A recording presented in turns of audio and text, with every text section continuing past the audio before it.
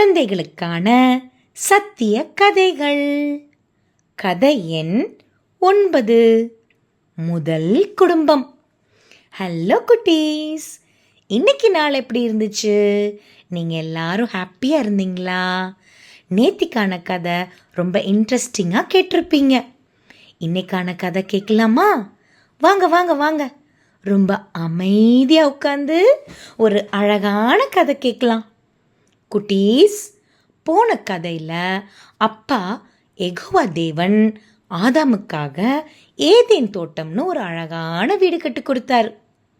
ஆதாம் அந்த தோட்டத்தில் ஜாலியாக இருந்தார். மரத்துக்கு தண்ணி ஊற்றுனாரு, மிருகங்களுக்கு பேர் வச்சாரு, ஏன் சிங்கம் கூட ஃப்ரெண்டாக விளையாடினாராம்.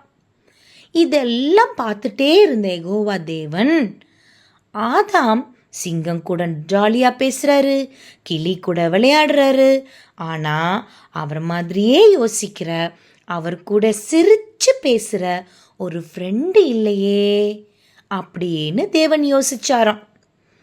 ஆதாமை பார்த்து அப்பா, என் மகன் தனியாக இருக்கான், அது நல்லதே இல்லை அப்படின்னு சொன்னாராம்.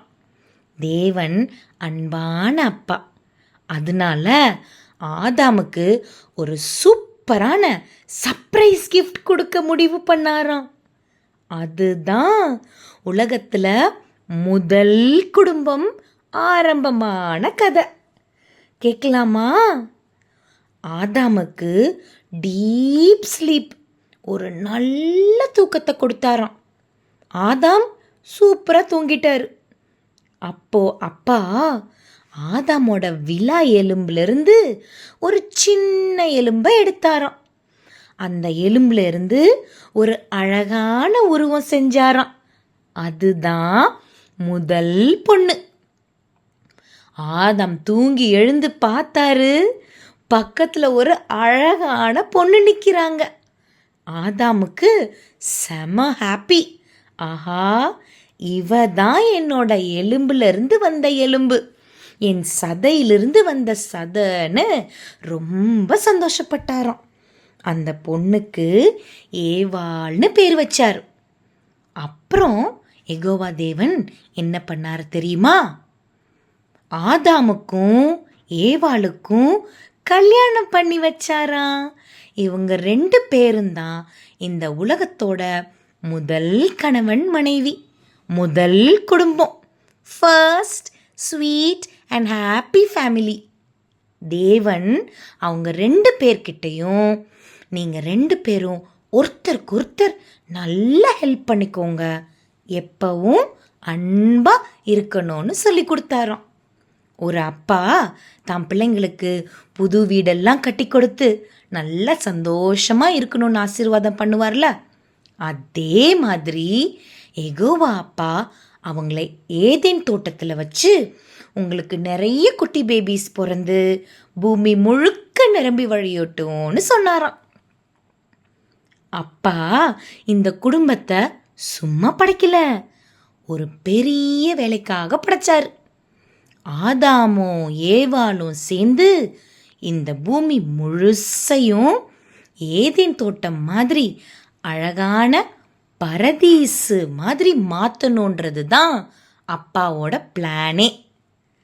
அப்பா, அம்மா, குட்டீஸ் எல்லாரும் ஒன்றா அன்பாக சண்டை போடாமல் இருக்கிறது தான் உண்மையான சந்தோஷம்னு இந்த கதை மூலியமாக தேவன் நமக்கு சொல்லித்தராரு.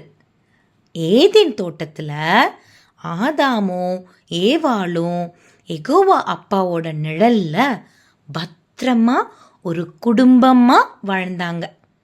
அங்கே சண்டையும் கிடையாது, அழுகையும் கிடையாது, எந்த கோபமும் இல்லை, அன்பு மட்டும்தான் இருந்துச்சு. யெகோவா தேவன் அந்த குடும்பத்துக்கு தலைவராக இருந்தார். சரி செல்லம், இப்போ கண்ணை மூடி தூங்குங்க. அப்பா எவ்வளோ அன்பா அந்த முதல் குடும்பத்தை உருவாக்குனார்னு நினச்சி பாருங்க. உங்கள் குடும்பத்தையும் அப்பா அப்படி தான் நேசிக்கிறாரு. அவரு தான் உங்கள் குடும்பத்துக்கும் தலைவர். ஒரு அப்பா தன் குடும்பத்தை எப்படி பார்த்துப்பாரோ அதை விட அதிகமாகவே நம்ம பரலோக பிதா நம்ம எல்லாரையும் அனுதினமும் பார்த்துக்கிறாரு. அன்பும் அமைதியும் நிறைஞ்ச அந்த முதல் குடும்பத்தை நினச்சிக்கிட்டே நிம்மதியாக தூங்குங்க. அப்பா யெகோவாவோட அன்பு உங்கள் குடும்பத்தை சுற்றி எப்பவும் இருக்கும். தூங்குறதுக்கு முன்னாடி என்ன பண்ணணும்? நம்ம பரலோக தேவன்கிட்ட ப்ரேயர் பண்ணணும். ஸோ ப்ரேயர் பண்ணிட்டு நல்லா தூங்குங்க என் செல்லக்குட்டி. நாளைக்கு காலையில் ஒரு விசேஷமான பரலோக மன்னாவோட நாம் சந்திப்போம். Good night.